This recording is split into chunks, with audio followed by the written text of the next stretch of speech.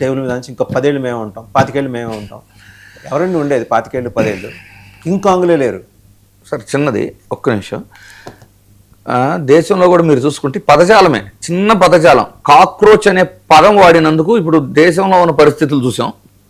ఇలాంటి అంటే ఎంత అహంకార ధోరణితో మాట్లాడుతున్నారు. అభ్యంతరకరమైన శ్రీరామ్ గారు, ఇప్పుడు ఇంద్రనీల్ గారు చెప్పిన దానికి ఇంకోటి కూడా, చంద్రబాబు నాయుడు గారు గతంలో ఈ కరెంటు తీగల మీద బట్టలు ఆరేసుకోవడం అని ఒకటి మాట్లాడారు అనేది ఒకటి వచ్చింది. అది గవర్నమెంట్ పోవడానికే ఎఫెక్ట్ ఇచ్చింది.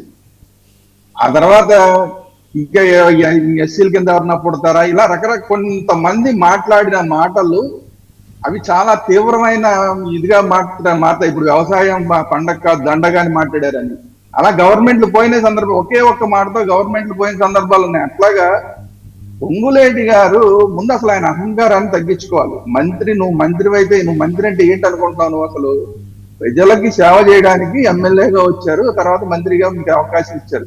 మంత్రిగా అవకాశం ఇవ్వగానే ప్రజలని, మీడియాని, లేదంటే ప్రతిపక్షాన్ని అసలు కుక్కలు అని మాట్లాడే స్థాయికి నువ్వు వచ్చావంటే నువ్వు అసలు అక్కడ కూర్చోడానికి నువ్వు అర్హుడివా?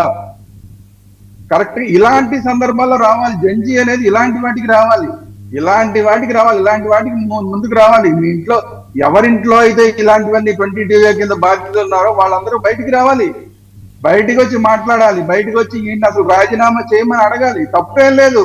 ఎందుకంటే నిన్నటిదాకా వీళ్ళందరూ సపోర్ట్ చేశారు కదా, అక్కడ బీజేపీ మంత్రి ఏమైనా సరే రాజీనామా చేయాల్సిందే అని సపోర్ట్ చేశారు కదా వీళ్ళంతా. మరి అలాంటి వాళ్ళు తప్పు జరిగింది అని ఈ మంత్రే ఒప్పుకున్న తర్వాత ఆయన రాజీనామా ఎందుకు చేయడు? అంటే ధర్మేంద్ర ప్రధానికి మాత్రమే నైతిక విలువలు ఉండాలి, మా పొంగులేటి శ్రీనివాసరెడ్డికి నైతిక విలువలు ఉండక్కర్లేదా? అధికారులు తప్పు చేశారు అని చెప్పిన తర్వాత అధికారుల మీద చర్యలు తీసుకోవట్లేదు అంటే దీని అర్థం ఏంటి?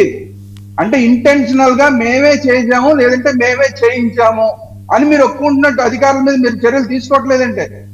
ఎందుకంటే చర్యలు తీసుకున్నారనుకోండి, వాళ్ళు వచ్చి చెప్తారు కదా, బయటకు వచ్చి చెప్తారేమో, మీరు వీళ్ళు చెప్తేనే కదా మేము చేసాం, మాతో బలవంతం చేయించారని ఎవడన్నా ఒకళ్ళు మాట్లాడతారేమో, మన పరిస్థితి ఏంటని భయం. అందుకని వీళ్ళే చేయించుంటారు కాబట్టి, ఏ రాజకీయ నాయకుడైనా వీళ్ళే చేయించుంటారు కాబట్టి వీళ్ళు అధికారుల మీద చర్యలు తీసుకునే దమ్ము కూడా లేదు, వీళ్ళు కనీసం నైతిక బాధ్యత తీసుకునే ధైర్యం కూడా లేదు. వీళ్ళ ఇంటెన్షన్స్, ఇందాక మీరు ముఖ్యమంత్రి గారి గురించి కూడా ఫస్ట్ మాట్లాడారు. ఇంటెన్షన్ ఏంటి? అమెరికాను వెళ్ళటంలో నీ ఇంటెన్షన్ ఏంటి?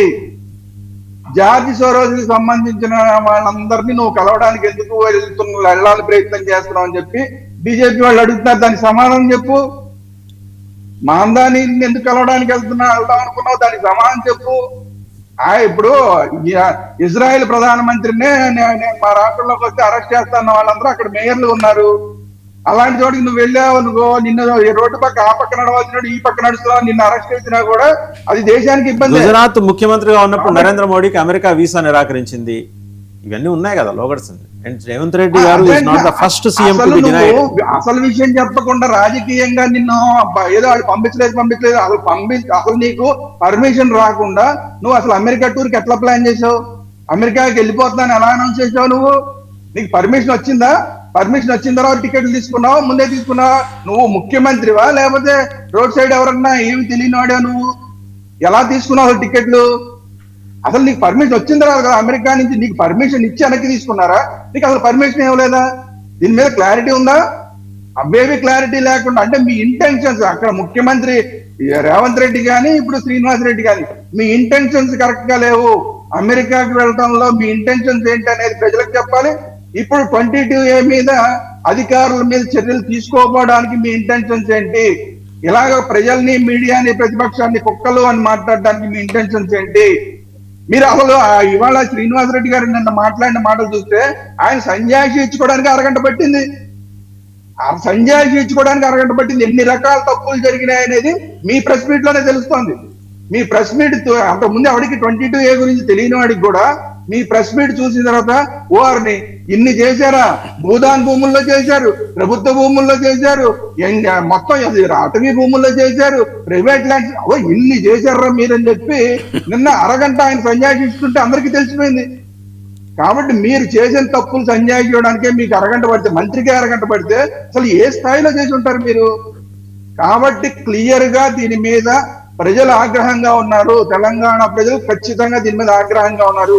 అది ఏ పార్టీలు చేసినా, అంతకు ముందు వాళ్ళు చేసినా, ఎవరు చేసినా, ఈ రోజు అధికారంలో మీరున్నారు, దాని ఎఫెక్ట్ ఖచ్చితంగా మీ మీద పడుతుంది. కాబట్టి మీరు అహంకారంతో కాకుండా అణకువతో మాట్లాడాల్సిన బాధ్యత మీ మీద ఉంది. మీరు ఇలాగే అహంకారంతో ఉంటే మాత్రం ఖచ్చితంగా కర్రు కాల్చి వాత పెట్టడం అనేది తెలంగాణ ప్రజలు చాలా స్పష్టంగా తెలుసున్న విషయాన్ని ఈ ప్రభుత్వం గుర్తుపెట్టుకోవాలి.